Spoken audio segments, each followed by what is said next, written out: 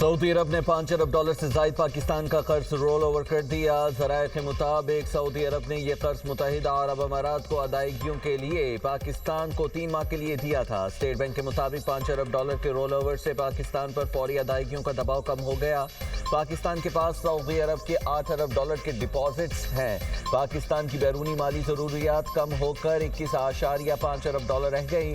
غیر ملکی قرضوں پر سود کی ادائیگی سے $0.5 ارب کی کمی آئی۔ جولائی میں $2.2 ارب کے قرض واپس کیے جا چکے ہیں۔ چین سے $1.3 ارب کے کمرشل قرض کی ری فائنینسنگ اگلے ماہ متوقع ہے۔ امریکہ کے ایران کے کئی شہروں میں فضائی حملے۔ ایرانی میڈیا کے مطابق بوشہر، قشم آبادان، بندر عباس، ابو موسیٰ اور جزیرہ کیش میں دھماکوں کی آوازیں سنی گئی۔ قشم میں میزائل رہائشی عمارت پر لگنے سے 2 افراد ملبے تلے دبنے سے زخمی ہو گئے۔ قشم میں بجلی کی فراہمی عارضی طور پر معطل رہی۔ اس سے پہلے امریکی صدر نے ایران پر سخت حملوں کی دھمکی دی تھی۔ کہا تھا اردن میں امریکی فوج پر حملہ کرنے پر ایران کو سخت سبق سکھائیں گے۔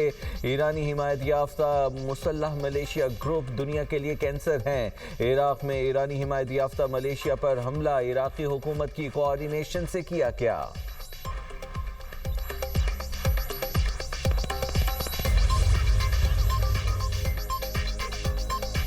ایران کے خلاف جنگ میں کیا حکمت عملی اپنائی جائے؟ امریکی فوجی قیادت تقسیم۔ امریکی اخبار کے مطابق سینٹرل کمانڈ کے سربراہ ایران پر بڑے فضائی حملوں کے حق میں ہیں۔ ایڈمرل بریٹ کوپر ایران پر 2 ہفتوں تک بڑی بمباری کرنا چاہتے ہیں۔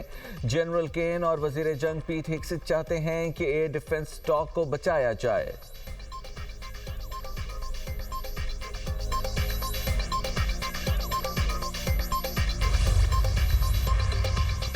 ایران کے خلاف نئی امریکی پابندیاں۔ امریکی محکمہ خزانہ کے مطابق آبنائے ہرمز میں ٹیکس وصولی کرنے والے ایرانی نیٹ ورک کے خلاف کارروائی۔ Persian Gulf Marine Insurance Company اور Hormuz Safe Marine Services Authority پر پابندی عائد کی گئی۔ ایرانی ادارے تجارتی جہازوں سے میری ٹائم انشورنس کے نام پر رقوم وصول کر رہے تھے۔ ایران پابندیوں سے بچنے کے لیے بٹ کوائن سمیت ڈیجیٹل اثاثوں میں رقوم وصول کر رہا تھا۔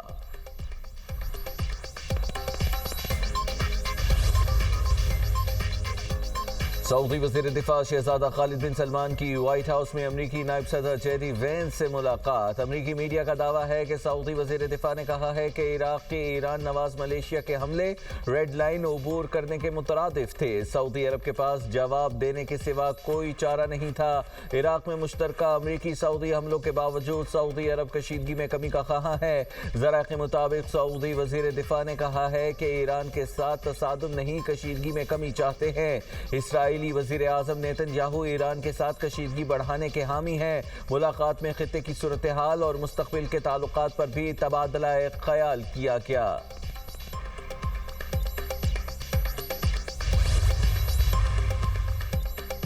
عراق نے سعودی عرب پر حملے میں عراقی سرزمین کے استعمال کے دعوے کا ثبوت مانگ لیا۔ عراقی مسلح افواج کے کمانڈر ان چیف کے ترجمان کا کہنا ہے کہ عراق سے حملے ہونے کے ثبوت کا مطالبہ کرتے ہیں۔ کسی فریق نے کوئی ثبوت فراہم نہیں کیا۔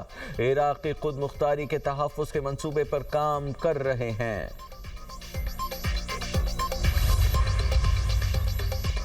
مصر کی شمالی بندرگاہ دیامات پر ڈرون حملہ، 2 جہازوں کو لگنے والی آگ کو بجھا دیا گیا۔ واقعے میں کوئی جانی نقصان نہیں ہوا۔ عرب میڈیا کے مطابق ڈرون نے مائع قدرتی گیس والے امریکی جہاز کو نشانہ بنایا۔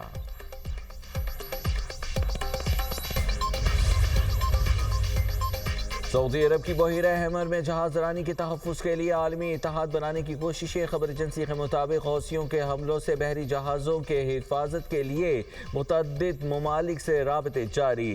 ذرائع کے مطابق اتحاد کی تشکیل کے لیے درجنوں ممالک سے بات چیت جاری ہے۔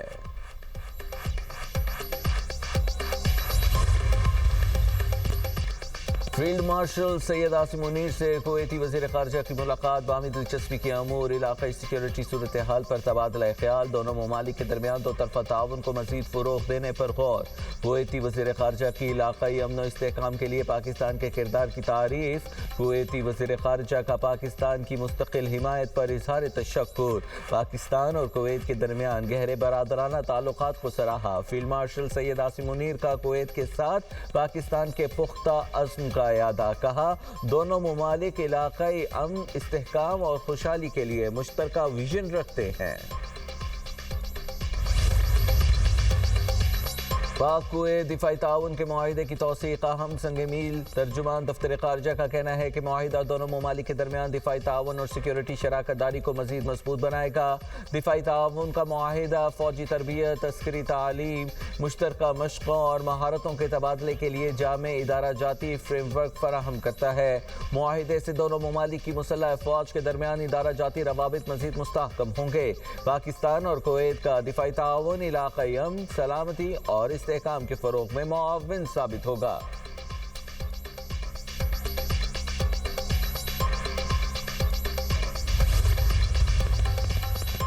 پیٹرول 75 پیسے سستا، ڈیزل 2 روپے 24 پیسے فی لیٹر مہنگا. حکومت نے پیٹرولی مصنوعات کی قیمتوں میں رد و بدل کر دیا. پیٹرول کی نئی قیمت 335 روپے 6 پیسے فی لیٹر مقرر کر دی گئی. ہائی سپیڈ ڈیزل 390 روپے 62 پیسے فی لیٹر کا ہو گیا. پیٹرولی مصنوعات کی نئی قیمتیں آج کے لیے نافذ العمل ہو گئیں. عالمی مارکیٹ میں خام تیل کی قیمتوں میں پھر اضافہ. امریکی خام تیل کی قیمت $84.60 فی بیرل ہو گئی. برطانوی خام تیل بڑھ کر $90.50 فی بیرل فروخت ہونے لگا. اماراتی مربن کروڈ آئل $86 فی بیرل کا ہو گیا.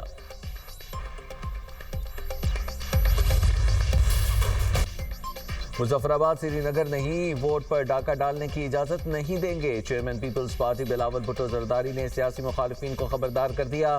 مظفر آباد میں پریس کانفرنس میں کہا ریاست اس دن سے ڈرے جب پیپلز پارٹی کہے کہ ہم یہ انتخابات نہیں مانتے. بائیکاٹ کرنے سے انہیں دھاندلی کرنے کی مکمل آزادی مل جائے گی. تشدد اور بندوق کے زور پر الیکشن جیتنے والوں سے عوام نفرت کرتے ہیں. انتخابی بے ضابطگیوں پر الیکشن کمیشن فوری کارروائی کرے. فیز 2 کے انتخابات سے پہلے ہمارے مطالبات تسلیم کیے جائیں. 30 پولنگ سٹیشنز پر قبضے کے ثبوت ہمارے پاس ہیں. جن پولنگ سٹیشنز پر قبضہ کیا گیا وہاں ٹرن آؤٹ 99% ہے. کیا کسی حلقے کا اتنا ٹرن آؤٹ ہو سکتا ہے؟ الیکشن کے دوسرے مرحلے سے پہلے انٹرنیٹ بحال کیا جائے. اپنی تمام نشستیں قانونی اور آئینی طریقے سے واپس لیں گے. اس سے پہلے چیئرمین پیپلز پارٹی نے وزیر اعظم شہباز شریف اور وزیر اعلیٰ پنجاب مریم نواز پر دھاندلی سے عہدے سنبھالنے کا الزام لگایا. نسل در نسل دھاندلی کی پیداوار قرار دے دیا. کہا یہ ہمیشہ دھاندلی کے ذریعے اقتدار میں آتے ہیں.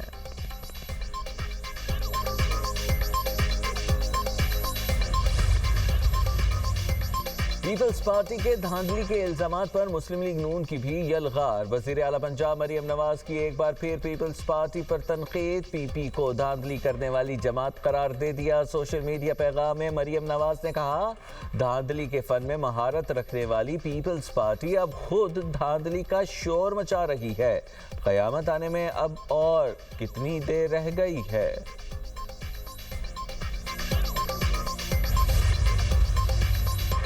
نواز شریف اور مریم نواز چور دروازے کے ذریعے اقتدار میں آئے. مسلم لیگ نون نے پنجاب میں دھاندلی اور خیرات کے ذریعے حکومت بنائی. سینئر صوبائی وزیر سندھ شرجیل انعام ایمن کی مریم نواز پر جوابی وار کہتے ہیں یہ آپ نہیں فارم 47 کا نشہ بول رہا ہے. قیامت 2024 میں آ گئی تھی جب خیرات میں مینڈیٹ بٹ رہے تھے. اب نون لیگ آزاد کشمیر میں بھی دھاندلی کے ذریعے آنا چاہتی ہے. نون لیگ کو ووٹ پر ڈاکہ نہیں ڈالنے دیں گے. حیرت کی بات ہے میرپور ڈویژن میں 99.4% تک ووٹ کاسٹ ہوئے.